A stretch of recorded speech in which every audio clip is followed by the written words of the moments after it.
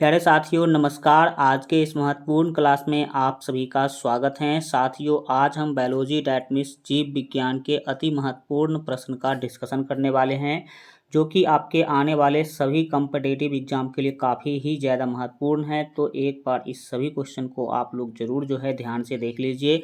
चलिए शुरू करते हैं। आज का जो फर्स्ट महत्वपूर्ण क्वेश्चन है साथियों, वो आपके स्क्रीन पर आ चुका है। क्वेश्चन के द्वारा पूछा जा रहा है कि मनुष्य का सामान्य तापक्रम कितना होता है। तो मनुष्य का जो सामान्य तापक्रम होता है, अगर दोस्तों फ़ारेनहाइट में अगर ऑप्शन दे रखा हो तो आपका सही आंसर आपका यहाँ पर बी हो जाएगा, यानी कि 98.6 डिग्री फ़ारेनहाइट। ठीक है, लेकिन आपको अगर यहाँ पर सेल्सियस में पूछा जाए तो बताइएगा कि 37 डिग्री सेल्सियस जो है वो सामान्य तापक्रम होता है, अगर डिग्री सेल्सियस में पूछा जाए तब। अगर केल्विन में अगर पूछ लेगा तो इसे आप केल्विन में चेंज करिएगा तो 310 केल्विन। ठीक है, और वैसे आपको पता होना चाहिए कि तापमान टेम्परेचर का जो एसआई मात्रक है वो केल्विन ही होता है। ठीक है, चलिए आगे देखते हैं। अगला जो आपका क्वेश्चन है वो स्क्रीन पर आ चुका है। क्वेश्चन नंबर 2 के द्वारा पूछा जा रहा है कि मनुष्य के शरीर में प्रचुर मात्रा में पाया जाने वाला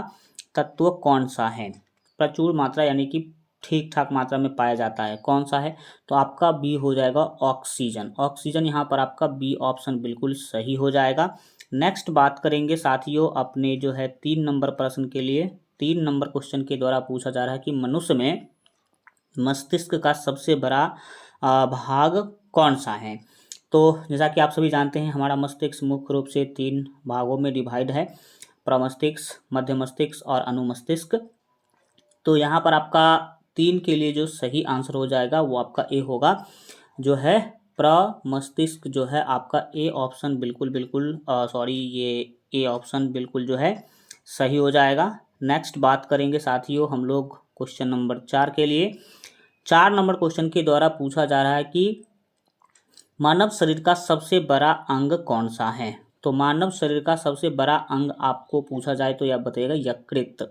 ठीक है, यकृत, डैट मीन्स बी ऑप्शन यहाँ पर आपका बिल्कुल सही हो जाएगा। नेक्स्ट बात करेंगे साथियों हम लोग अपने अगले प्रश्न के लिए। 5 नंबर क्वेश्चन है कि परमाणु रिएक्टर में मंदक और प्रशीतक के रूप में किसका प्रयोग किया जाता है। तो मंदक और प्रशीतक यानी कि ठंडा करने वाले जो एलिमेंट है उसके रूप में किसका प्रयोग किया जाता है। तो 5 के लिए जो यहाँ पर आपका राइट आंसर होगा वो ए होगा, भारी जल का। किस जल का? भारी जल का प्रयोग करते हैं। नेक्स्ट क्वेश्चन आपके सामने है 6 नंबर क्वेश्चन, पीएच मान से रिलेटेड काफ़ी महत्वपूर्ण है, कई बार पूछा भी गया है। मानव रक्त का पीएच कितना होता है। तो 6 के लिए जो राइट आंसर हो जाएगा साथियों, मानव रक्त का पीएच 7.4 होता है। और कुछ महत्वपूर्ण जो चीज़ है उसका हम आपको पीएच मान बता दें, जिससे आपको दूध का याद रखना है। दूध का कितना होता है 6.4। ठीक है, इसके बाद जल चूँकि उदासीन होते हैं तो जल का जो पीएच मान होता है वो कितना होता है 7 होता है। शराब एसिड होते हैं और शराब का जो आपका सही जो पीएच मान है वो 2.8 होता है। शराब का कितना होता है साथियों 2.8 याद रखेंगे। साथ ही साथ टमाटर का याद रखिए, टमाटर का जो होता है वो 4.5 होता है। तो ये सारी चीज़ आप जो है याद रखने की कोशिश करेंगे। और एक और भी बहुत पूछा जाता है जिसका नाम है अम्ल वर्षा। अम्ल वर्षा जो होती है उसका पीएच मान होता है 5। ठीक है, इन सभी का पीएच मान आप याद रखने की जो है कोशिश करेंगे। अब चलिए हम देखते हैं आपके 7 नंबर प्रश्न को।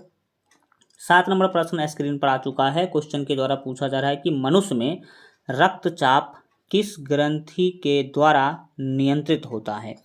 ब्लड प्रेशर जो है कौन सा हमारा ग्रंथि जो है उसे कंट्रोल करता है, नियंत्रित करता है ब्लड प्रेशर को, रक्तचाप को। तो 7 के लिए जो यहाँ पर आपका राइट आंसर होगा वो ए होगा, याद रखेंगे एड्रीनल ग्रंथि। कौन सा? एड्रीनल ग्रंथि आप याद रखेंगे। अगला हमारा प्रश्न है 8 नंबर क्वेश्चन के द्वारा पूछा जा रहा है कि मनुष्य के शरीर में सबसे छोटी हड्डी कौन सी होती है। तो मनुष्य के शरीर में अगर सबसे छोटी हड्डी बात करें तो आपका हो जाएगा स्टेपिस। ठीक है, जो कि कान में पाई जाती है। तो ये आप याद रखेंगे, मध्य कान में यह हड्डी पाई जाती है। नेक्स्ट बात करेंगे साथियों आपके 9 नंबर प्रश्न के लिए। मनुष्य के शरीर में सबसे बड़ी हड्डी कौन सी होती है? तो 9 के लिए राइट आंसर यहाँ पर आपका हो जाएगा बी, यानी कि याद रखेंगे फीमर, पाँव में पाया जाता है, याद रखेंगे ये। तो फीमर सबसे बड़ी क्या है? हड्डी है। नेक्स्ट बात करेंगे आपके 10 नंबर प्रश्न के लिए। क्वेश्चन है कि बुढ़ापे में कौन सी ग्रंथि लुप्त हो जाती है, यानी कि गायब हो जाती है, हमारे शरीर से ही वो खत्म हो जाती है, वो कौन सा ग्रंथि है? तो 10 के लिए आपका सही आंसर हो जाएगा आपके जो है बी, आपका बिल्कुल सही होगा, याद रखेंगे थाइमर ग्रंथि। 10 का बी ऑप्शन थाइमर ग्रंथि बिल्कुल जो है आपका सही आंसर हो जाएगा। थाइमर ग्रंथि मुख्य रूप से बचपन में बहुत ही बड़े आकार में होते हैं, और जैसे जैसे आपका उम्र घटता है, उम्र बढ़ता है, तो उसका साइज धीरे धीरे घटता जाता है और बुढ़ापे के अंदर ये पूरा तरह से गायब हो जाता है, ठीक है, लुप्त हो जाता है। नेक्स्ट बात करेंगे अपने 11 नंबर प्रश्न के लिए। 11 नंबर क्वेश्चन है कि मनुष्य के रक्त में कौन सा धातु पाया जाता है? तो धातु अगर बात करें तो धातु पाया जाता है साथियों लोहा, आयरन, ठीक है, लोहा, यानी कि सी ऑप्शन यहाँ पर आपका बिल्कुल सही हो जाएगा। नेक्स्ट बात करेंगे साथियों अपने 12 नंबर प्रश्न के लिए। 12 नंबर क्वेश्चन है कि मानव शरीर में क्रोमोसोम डैट मीन्स गुणसूत्रों की संख्या कितनी होती है? तो गुणसूत्रों की संख्या कितनी होती है डायरेक्ट ये पूछा गया है, तो आपका 46 हो जाएगा, 46। लेकिन अगर ऐसे पूछा गया होता कि गुणसूत्र कितने जोड़ी होती है, अगर जोड़ा में पूछा जाए तो यही आप याद रखेंगे 23 जोड़ी पाई जाते हैं, 23 दूना 46, ये भी आप जानते ही हैं। नेक्स्ट क्वेश्चन साथियों आपके सामने है 13 नंबर प्रश्न। क्वेश्चन के द्वारा पूछा जा रहा है कि मानव शरीर के सबसे बड़ी कोशिका का क्या नाम है? तो मानव शरीर की सबसे बड़ी कोशिका जो है वो तंत्रिका कोशिका है, तो आपका बी ऑप्शन यहाँ पर बिल्कुल सही हो जाएगा। नेक्स्ट बात करेंगे साथियों आपके क्वेश्चन नंबर 14, लगा लीजिए, वेरी वेरी इंपॉर्टेंट, कई बच्चे कंफ्यूज हो जाते हैं। क्वेश्चन है कि मनुष्य के सामान्य रक्तचाप कितना होता है? तो मनुष्य में अगर नॉर्मल ब्लड प्रेशर की बात करें तो आपको पता होना चाहिए कि 120/80 mmHg के बराबर होता है। नेक्स्ट बात करेंगे आपके सामने 15 नंबर क्वेश्चन है। क्वेश्चन के द्वारा पूछा जा रहा है कि मानव शरीर का रक्त बैंक किसे कहते हैं? रक्त बैंक का मतलब वहाँ पर रक्त पाया जाता है अधिक मात्रा में। तो 15 के लिए यहाँ पर जो राइट आंसर होगा वो होगा प्लीहा। प्लीहा आपका मानव के अंदर जो है रक्त बैंक कहलाता है।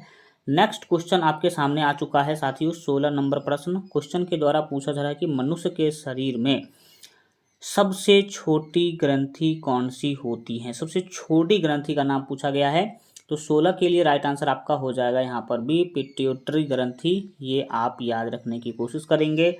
नेक्स्ट है साथियों अपना 17 नंबर प्रश्न। क्वेश्चन के द्वारा पूछा जा रहा है कि मानव शरीर में जल की मात्रा कितनी होती है?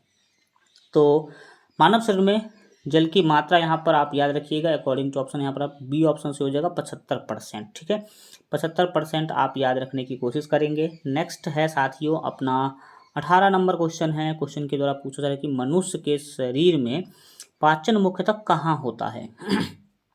तो अगर मुख्य पाचन की बात करें तो आप याद रखेंगे कि छोटी आंत में, कहाँ पर? छोटी आंत, यहाँ पर आप याद रखने की कोशिश करेंगे। नेक्स्ट बात आपका क्वेश्चन आगे आ चुका है। क्वेश्चन के द्वारा पूछा है कि मनुष्य के शरीर में पित्त कहाँ उत्पन्न होता है? पित्त एक पीला गाढ़ा द्रव होता है, तो इसी के बारे में पूछ रहा है कि ये पित्त कहाँ उत्पन्न होता है। तो 19 के लिए राइट आंसर जो होगा वो आपका सी होगा, यकृत में। कहाँ पर?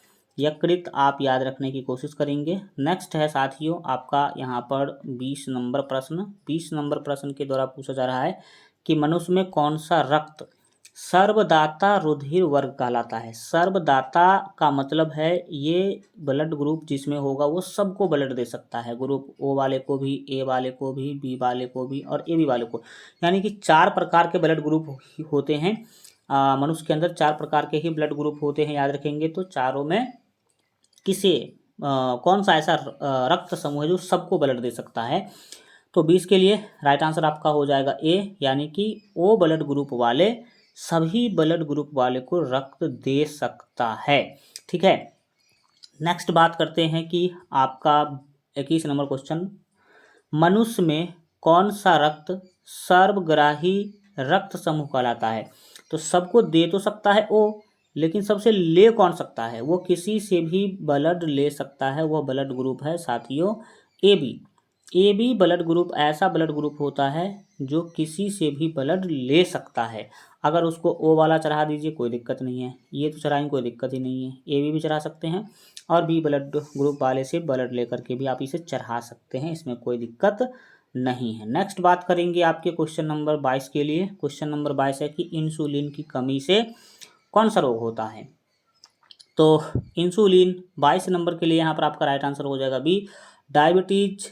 याद रखेंगे इंसुलिन की कमी से ही होता है डायबिटीज, जिसमें लोगों को शुगर यानी कि चीनी नहीं पचती है।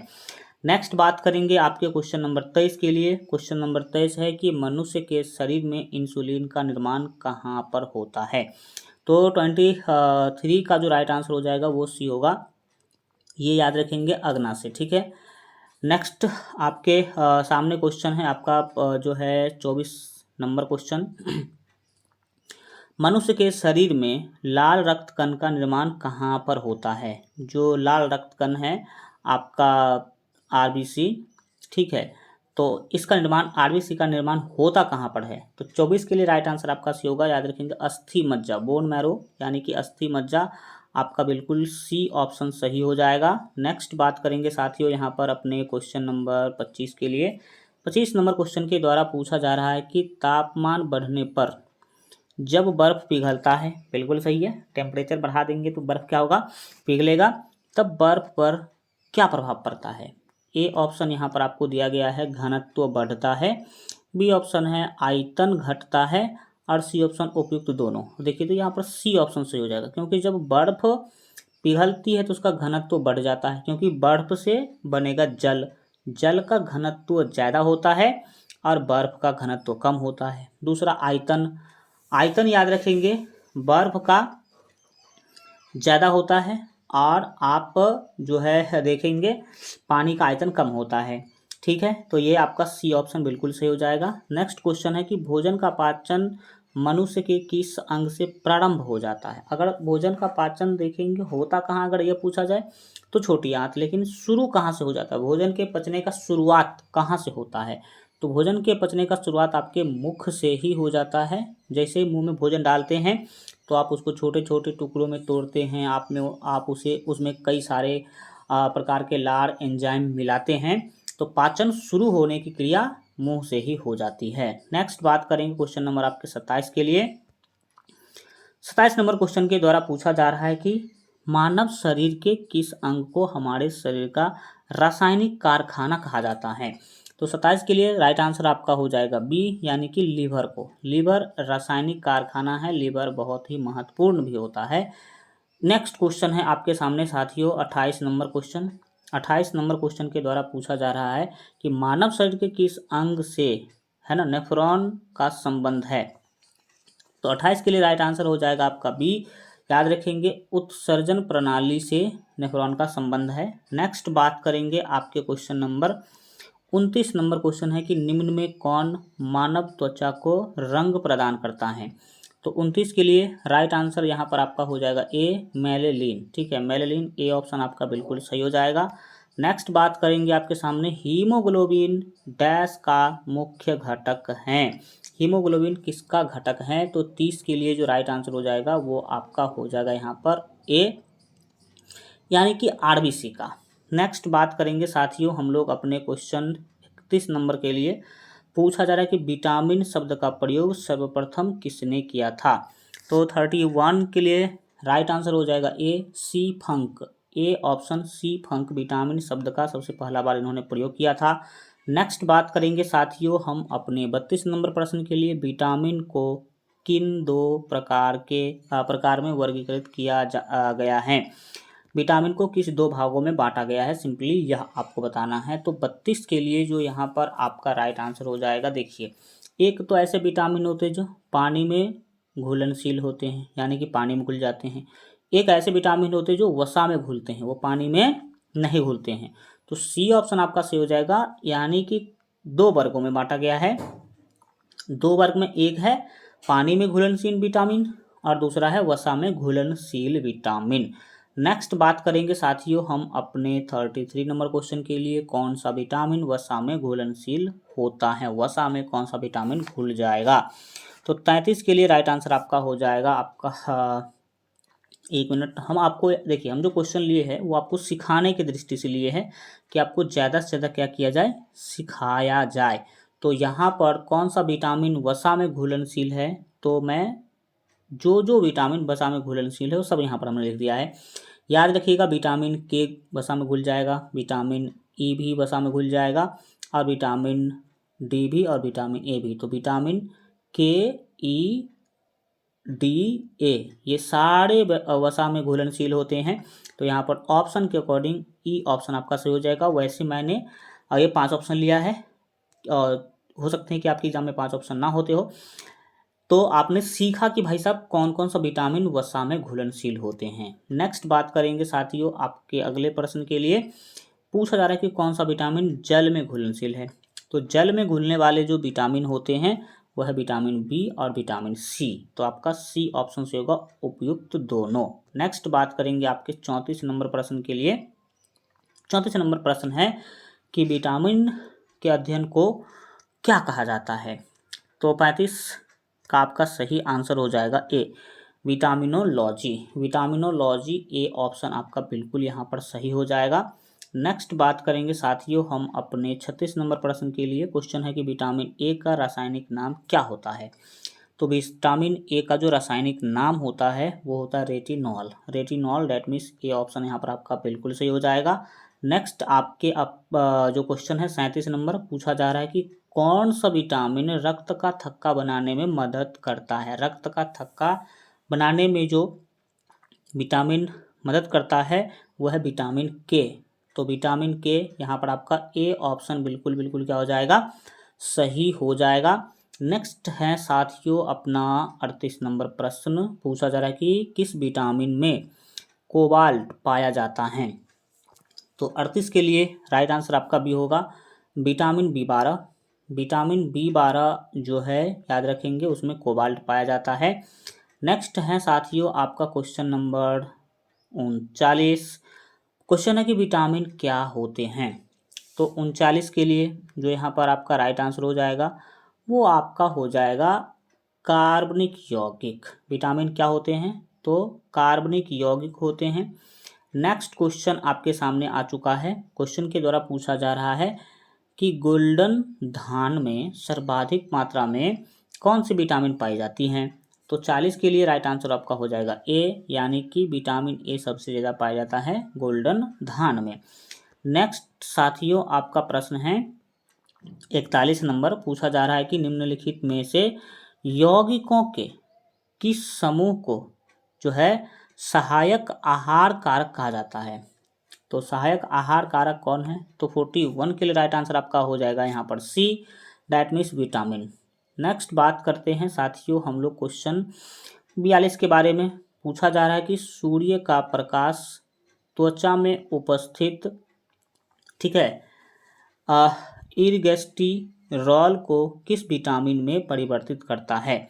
तो 42 के लिए राइट आंसर जो हो जाएगा वो आपका हो जाएगा डी, विटामिन डी में। किसमें, विटामिन डी में करता है। नेक्स्ट बात करेंगे साथियों हम अपने क्वेश्चन नंबर 43 के लिए।